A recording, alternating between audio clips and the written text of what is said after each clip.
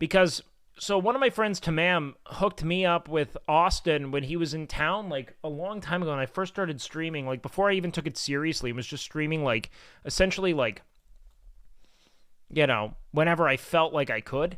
I was helping out Gondok a little bit with his show for the recruiting stuff, and so like he was like, "Wait, come train Austin." So I went and I trained Austin for a little while.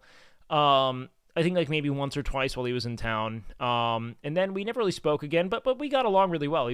Austin's a very cool, like I would call him like a deeply curious person, which you can tell that he's like a real human being who goes outside and does things with his day other than talk to the void ad nauseum like me, right?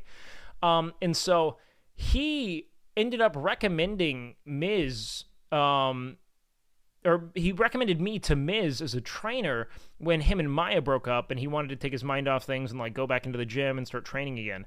And so Miz and I connected then, and I gave him a plan, and we worked out together for like a week.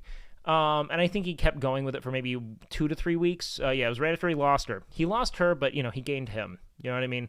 And so we worked out for a little bit, and then he obviously like decided he was going to be a streamer again and never went back to the gym until Camp Canute. But he and I did hit it off, and I mean I liked hanging with Miz a lot, and that was because of Austin connecting us. And again, I hovered in my low viewer range in perpetuity because it wasn't really why, or didn't really matter. That wasn't really the point. And then eventually when Camp Canute came around, it was like Miz liked me. Miz thought highly of my knowledge, and Canute, and I obviously had like really good rapport from having collabed a bunch and talked a lot about bodybuilding together.